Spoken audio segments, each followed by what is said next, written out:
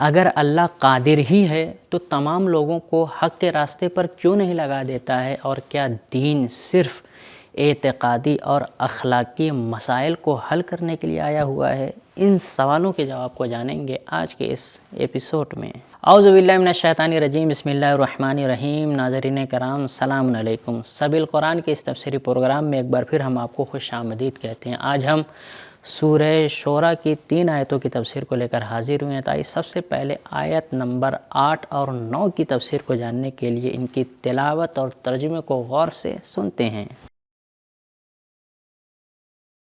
كتاب أنزلناه إليك مبارك ليدبروا آياته وليتذكر أولو الألباب بسم الله الرحمن الرحيم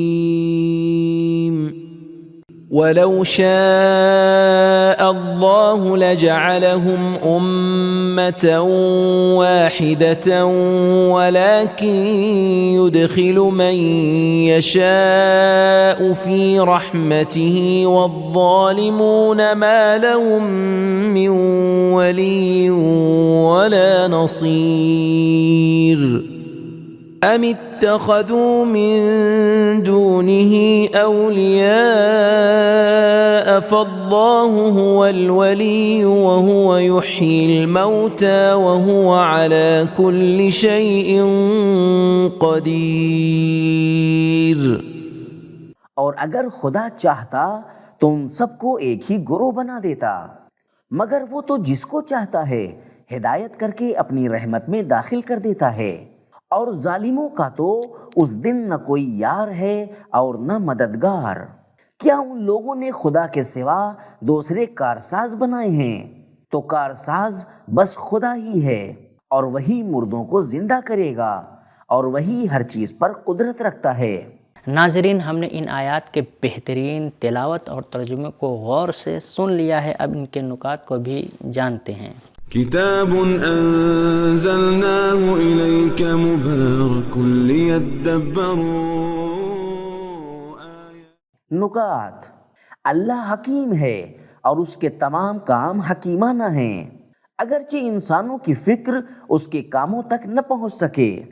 اسی وجہ سے وہ جگہیں جہاں قرآن مجید فرماتا ہے اللہ جس کو چاہے ہدایت دے اور جس کو چاہے ذلیل کرے، اس کا مطلب یہ ہے کہ جو لوگ ایمان اور نیک اعمال کے ذریعے اپنے اندر عزت اور ہدایت کو دریافت کرنے کی لیاقت پیدا کر لیتے ہیں، انہیں اللہ اپنی رحمت اور ہدایت کی راہ میں قرار دے دیتا ہے۔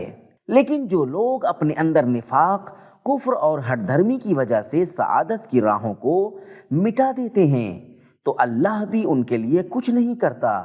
اگر آپ گھر میں داخل ہوں اور دیکھیں کہ گھر میں چور ہے تو آپ فوراً دروازہ بند کر دیں گے تاکہ پولیس کو بلا سکیں۔ ایسی صورت میں اگرچہ آپ نے دروازہ بند کر دیا ہے، لیکن دروازہ بند ہونے کے اسباب کو خود اسی چور نے فراہم کیا ہے۔ اللہ بھی بعض دلوں پر مہر لگاتا اور بعض لوگوں کو گمراہ ضرور کرتا ہے، لیکن ایسا خود ان کے برے عقیدے اور برے اعمال کے سبب کرتا ہے۔ لفظ ولی مفرد اور اولیاء جمع ہے، کیونکہ خدا پرست لوگ صرف اللہ کی ولایت کو مانتے ہیں، لیکن جو لوگ اللہ سے جدا ہو جاتے ہیں وہ ہر لمحہ الگ سرپرست بنا لیتے ہیں۔ ناظرین، نکات کو جاننے کے بعد اب ان آیات کے بہترین پیغام کو سن لیتے ہیں۔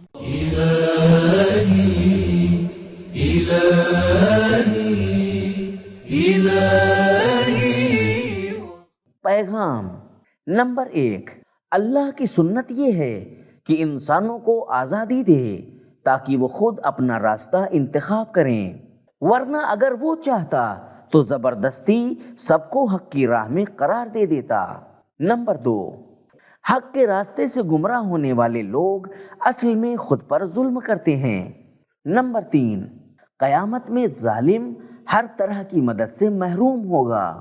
ما لہم من ولی ولا نصیر، نہ کسی بڑے مقام والے کی مدد، من ولی، اور نہ ہی اپنے دوستوں کی مدد، ولا نصیر۔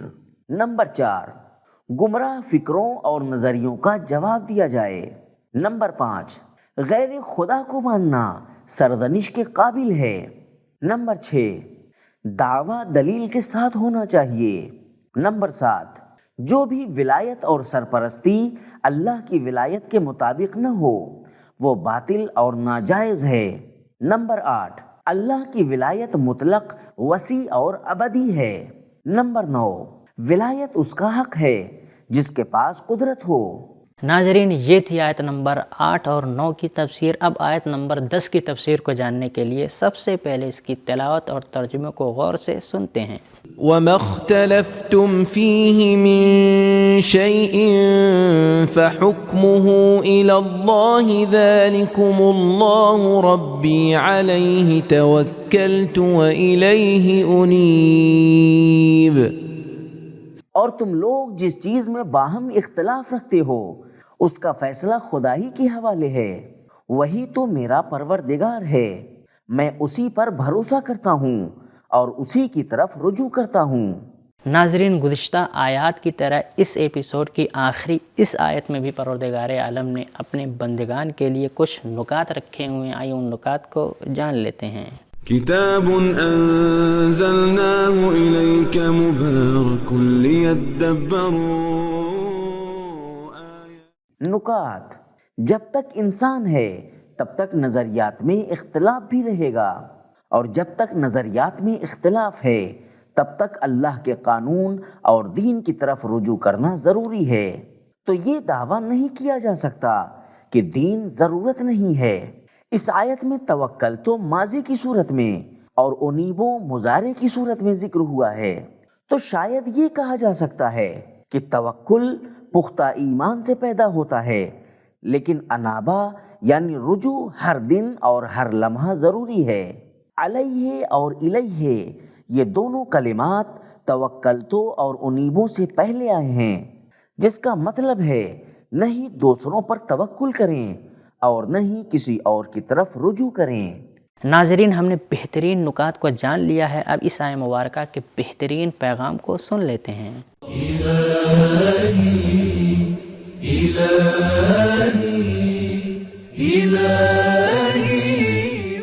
پیغام نمبر 1، دین صرف اخلاقی اور اعتقادی مسائل کے حل کے لیے نہیں ہے بلکہ تمام مسائل کے حل کے لیے ہے، چاہے وہ سیاسی مسائل ہوں، معیشتی مسائل ہوں اور کوئی اور مسئلہ۔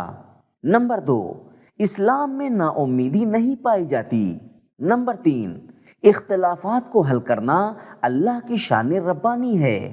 نمبر 4، اختلاف کے وقت اللہ کی طرف رجوع کریں، اس پر توکل کریں اور اسی کی طرف رجوع کریں، اور جو بھی حکم ملے اس کو انجام دینے میں گھبرائیں نہیں۔ نمبر 5، توکل اور اللہ کی طرف رجوع خدا کی ربوبیت پر ایمان کا نتیجہ ہے۔ تو ناظرین، آج کے ایپیسوڈ میں ہم نے جانا کہ پروردگار عالم کی سنت یہ ہے کہ وہ لوگوں کو آزادی دے تاکہ وہ اپنا راستہ خود سے اختیار کریں، وگرنہ اگر خدا چاہتا تو سب کو زبردستی حق کی راہ پر لگا دیتا۔ اور دین صرف اعتقادی اور اخلاقی مسائل کے حل کے لیے نہیں ہے بلکہ تمام مسائل کے حل کے لیے ہے، چاہے وہ سیاسی مسائل ہو یا اقتصادی مسائل ہو یا کوئی اور مسائل ہو۔ یہ تھا ہمارا آج کا ایپیسوڈ، ملتے ہیں اگلے ایپیسوڈ میں، تب تک کے لیے شکریہ، خدا حافظ۔ سبیل قرآن، قرآنی سماج کی پہچان۔